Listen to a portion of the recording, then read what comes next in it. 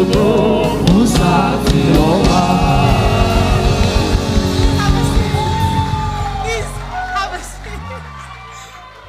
my God.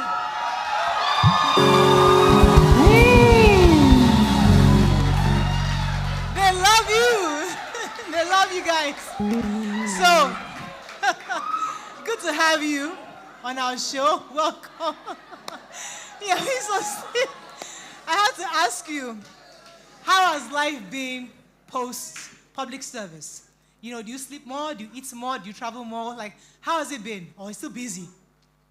Yeah, go ahead, Mike. Good morning.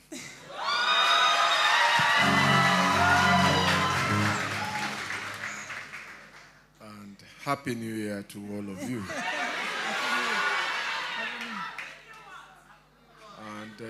And a new month. And congratulations, Morayo. Thank you, sir. Thank you, sir. Your new initiative. Thank you, sir. So, how's life been? Very good. Okay. Sleeping more.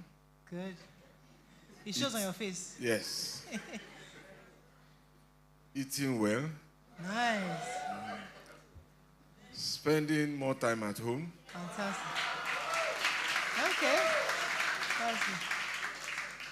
And more time to watch and play football. Nice. So I'm going to ask your wife that same question, because before doing public service, I know you don't worry about dinner or certain things because he's not around.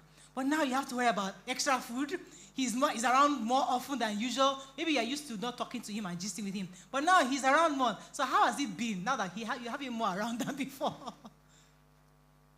Good morning. Happy New Year to you all. Such vibrant Audience. audience. Don't mind them. God bless you all. Well, the only difference is that I do breakfast. You do breakfast now? That's all. It's not a foodie. Oh, you're not a foodie? It's not a foodie, no. It's not a foodie. Nice. That's So nice. he eats once a day. Oh, wow. Once That's a day. easy. Eats So what once does he a like day. to eat the most? What's his favorite food? Anything made with beans. Ew, beans. Anything made with beans. Ewa, Protein. yeah. Ewa, kara, Kakara. moimoi. Really? That's your thing? things like Nice. that, yeah. Fantastic. Well done. So, we brought you here, the two of you here, because we want to learn from you. And a lot of people are struggling with their relationships. And we know you've been very successful together. The Bible you and I read says, thou shalt not be unequally yoked with an unbeliever. This is an unbeliever. How have you been unequally yoked? Because when they preach to me in church, they say if you are yoked, your marriage will crumble, there'll be problems, and you know. And we are seeing you and Mr. Fashion, like, you're unequally yoked. What is going on? How has this yoke been? My yoke has been very beautiful. Whoa. Very, very beautiful. Okay. No cause for complaints at all. And I guess and I know that if God has made you for one another, there really is no yoke anywhere. There really is no yoke anywhere. It's all about God. And God sees both of us and knows us and has made us come together and is in it and will be in it forever. Amen. So, Mr. Fashola, let me come to you, sir.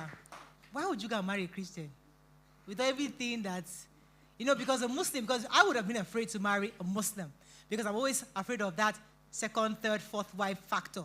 The possibility that this man will wake up one day and look and bring one Khadija and Fatima, and me, I'm here doing I am Abimbola. So how was it for you getting married to a Christian? Well, I think the place I like to start is you were asking my wife that she married an unbeliever. Yeah, they are unbeliever. Wait now, calm down. So, whose belief are we talking about? And for those who care to learn, the faiths themselves, because there is another version where Islam also says non-Islamic practitioners are unbelievers. So whose belief are we talking about? God. So. Okay. All right. I'm the interviewer here. So. Yeah, I know you are the interviewer. Yeah. But whose belief are we talking about? And I think I was very fortunate. My maternal grandparents were Christians. Okay. They were Anglicans. Okay. So I grew up with my mother who is Christian. So every Sunday, as the sun shines, I am in St. Jude's Anglican Church, Ebute Meta. Oh, okay. Okay. Until I was 18. Oh, okay. So I knew nothing about Islam. Ah, interesting. Aha. I didn't grow up with my father. My father was in England. So the only faith I knew was church. I went to Anglican schools. I was a school prefect. I led assemblies, sang doxology. So at what point did we lose you? So now, interestingly, I also have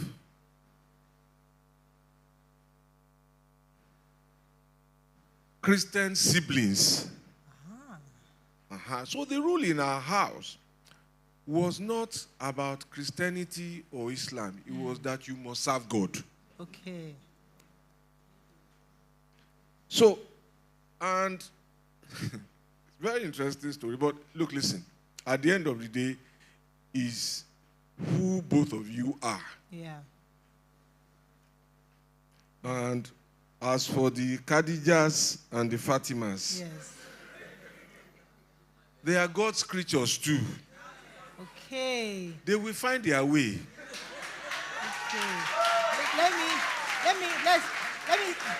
And the last point I want to make, when did Islam lose you? I'm the interviewer here. When did Islam lose you? Because your late father was a Muslim. My entire family is a Muslim. My entire family was. Your entire family. Okay. So because I know your brothers. When you called me for your own interview, I'll interview you. Okay. Right now, I'm in charge. Back. Okay. So let's talk about the Fatimas and the Khadijas. Were you ever threatened, especially when he was governor? Because when you are out there, you think, oh, governor has a girlfriend. Can you come? I don't fear Fashola here. I don't fear. Everybody always says somebody is fearing Fashola, but they never point out who is the person. Did you ever feel threatened anytime as a governor that there's so many Khadijas and Fatimas around him, or even Sarah and Juliet and co, all those aunties they were flocking? Were you ever threatened? Not at all. Not at all. Never. Never. And there's not at all. Never. But I heard a story. Okay. And it was from my sisters who came in and said, oh, they said your husband has another family in Magodo. And I said, Magodo, that they usually see him every day. I said, my husband. Okay, not to worry. And because both of us, the relationship we share, there's nothing we don't say to one another. Right. There's nothing. There's no simple, there's no hard. We communicate, right. It's all about communication and all. So I just kept quiet a bit, and most times when I hear things like that, I wait for the Holy Spirit to direct me. So when the Holy Spirit said, you can ask him. So I said, come on. They say you have another family in Magodo, that you are always going there every day. He said, Magodo. How many times have I been to Magodo? Maybe during campaign. I've not been to Magodo. So I told my sisters, and he asked me, who said it? I said, it's my sisters. It's my sisters that came to tell me. But I said, don't worry, I've already answered them. Yeah. So all that one is just hearsay. Yeah. So I've never been threatened. Fantastic. So what's one thing that ticks off Mr. Fashola that gets him angry? Because we see him as a cool, calm, collected man. I mean, it's as if this man doesn't even get upset. He looks too perfect outside. So what are those things that triggers his other side that nobody sees?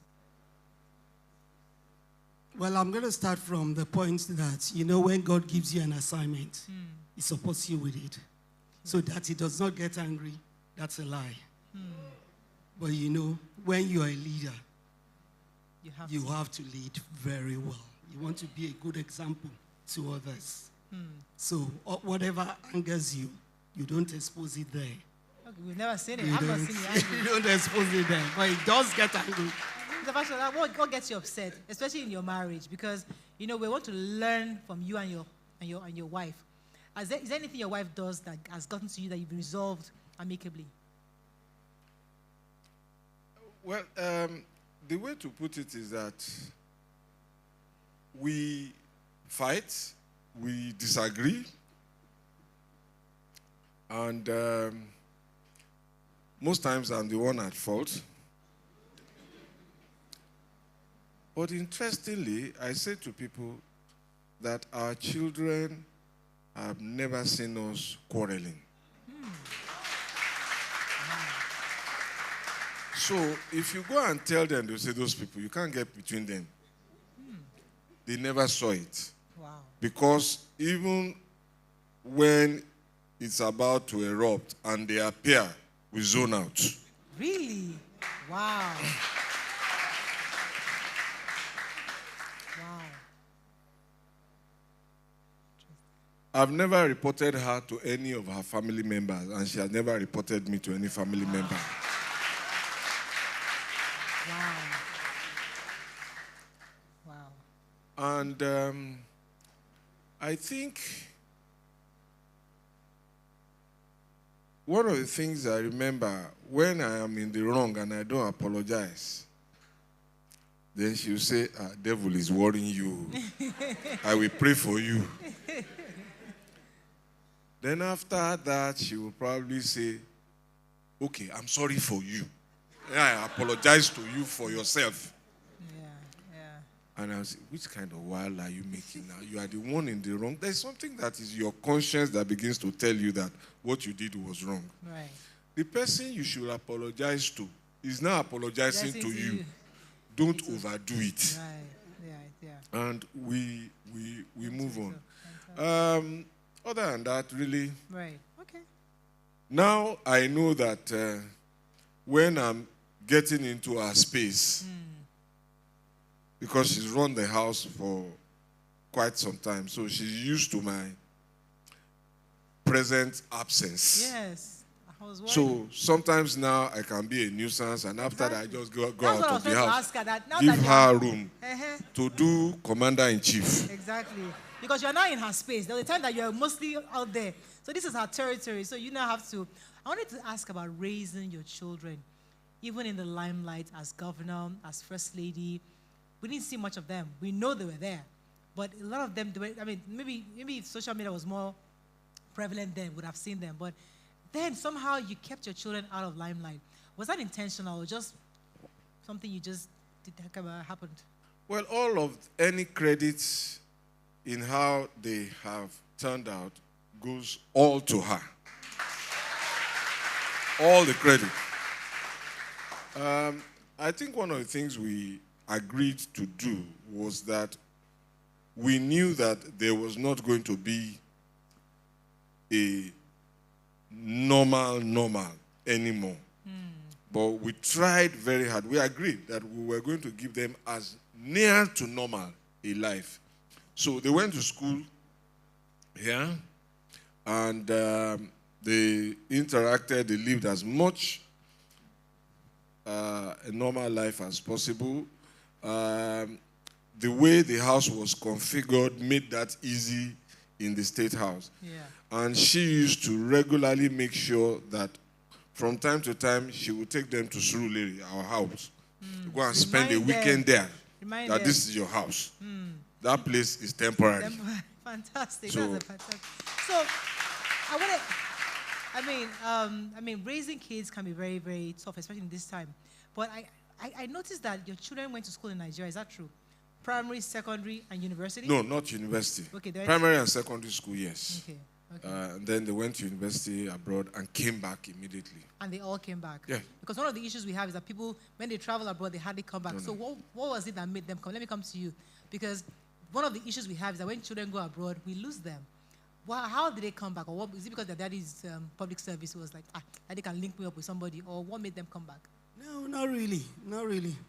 What happened was that when the first one finished, he came home because the rule then, we have a lot of children around us. I have nephews, nieces, and all that. So at any particular time, you have 10 children in my home. Wow. So I was always amongst Yeah. children and all that. The rule is that once you finish your career, your profession, Yes. your discipline, or whatever, you come back home to serve. Right. You Okay. do your that's NYSC. Yes. And after your NYSC, the decision is yours, whatever you want to do. And I remember when my first son finished his law school Right. and then did his NYSC and all that, my husband insisted that he had to practice 2 years in a law firm. He didn't want it. He didn't want to continue with law. He wanted to do something else. And he said, you just have to. Insisted. He insisted that you have to be there for 2 years. And after 2 years, he didn't even discuss with us. He just got another job from a friend. With a friend, he went into fintech. Oh, nice. That, it wasn't popular then. Wow. Wow. And then after a while, he just came back home and said, I'm not doing that anymore. And I'm not working for any other person. I just want to be on my own. So now he's an entrepreneur. Fantastic. Let me ask you something about Mr. Fashola. Is he a romantic person? What's the most romantic thing? Yeah, hey, that laugh has answered the question. What's the most romantic thing he has done for you? Is it Mr. Fashola that should be romantic on me? No. So we are just the same. We are a bird of the same Yeah, feather. you No, don't do flowers, it's not cake. it. No. So No cake, Valentine, no nothing flower. happens? No. Really? The real thing is the dough. Money. Yes. So, Mr. Fashola, you don't do flowers, you don't do cake, but you do money. You won't take it. Flower. To do what? No, just the roses. You know, the roses always.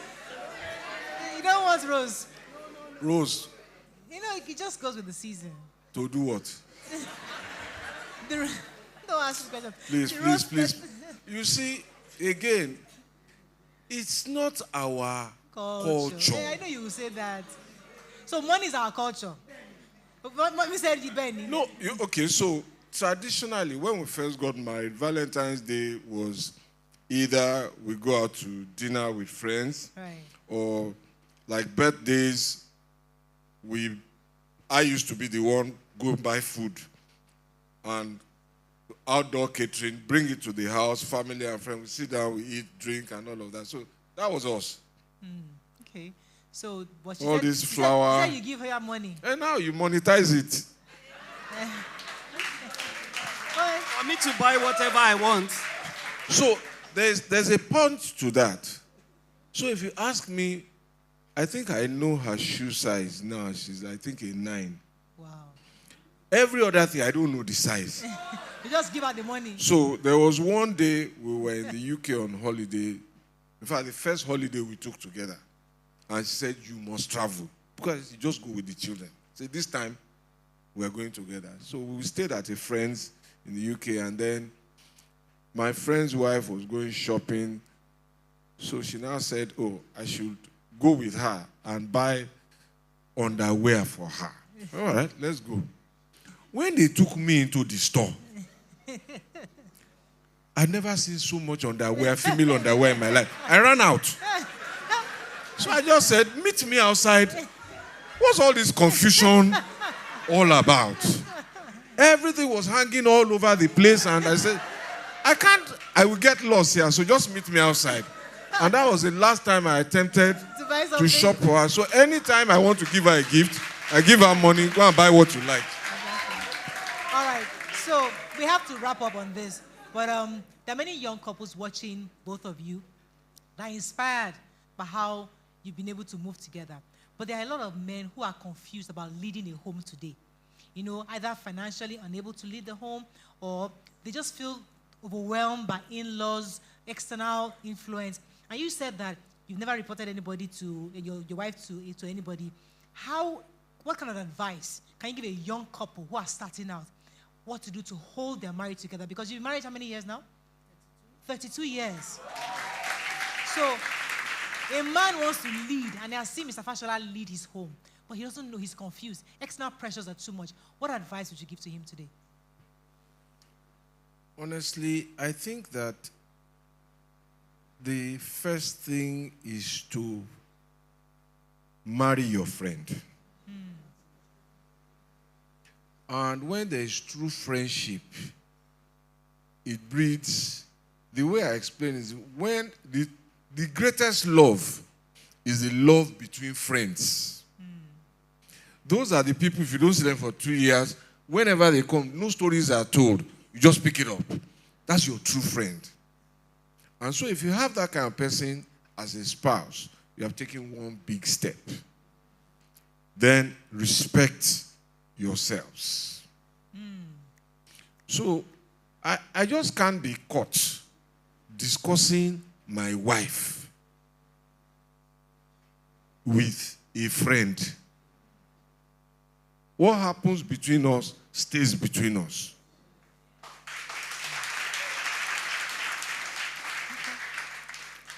I can't even discuss her with her siblings. It's never happened. Wow. Interesting. And I can't discuss her with my own family. Family members. It's us. We are on this journey together by choice. Fantastic. Okay. Because of time, I have to pause you there because I want to ask you the same question. A young girl is watching you saying, my parents are saying I shouldn't marry somebody who's an unbeliever. We've heard that unbeliever to what? They're just worried about staying in that marriage and they just feel overwhelmed. There's so much going on. What advice would you give a young couple, especially the woman? Well, my advice to any female, if you're in a marriage or about to get married and the person is not a Christian, I do not think because the person is not a Christian, you should not marry the person. If your spirit says that is the person for you, pray about it. Ask people to pray for you as well and pray along with you.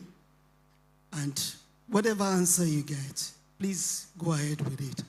Fantastic. But remember, in a relationship, it's all about God first, communication, and then friendship. Do you understand? Communication is the best thing.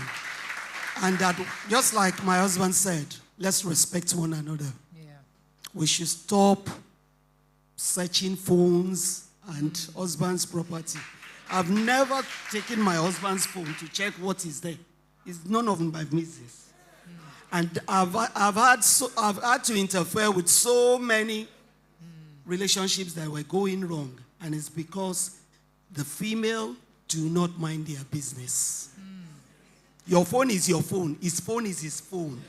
Let it be.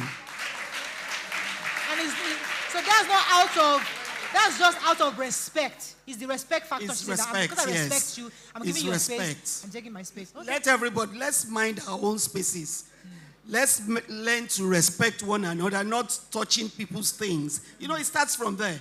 If you start to touch your husband's things and all, your children will see you and touch other people's things as well. Right. So why are you telling your child not to touch people's things and you are doing that? Yeah. So don't search his things. What you don't know, you don't know. And don't listen to anyone. Because it's not everyone that wishes you well. True. People will bring all sorts of stories to you. Don't listen. Don't listen, please. I think we can wrap up on that. Thank you so much, Mr. Fashola and Mrs. Dame Abimbola Fashola, for being here. We appreciate both of you. Thank you so much. Please give them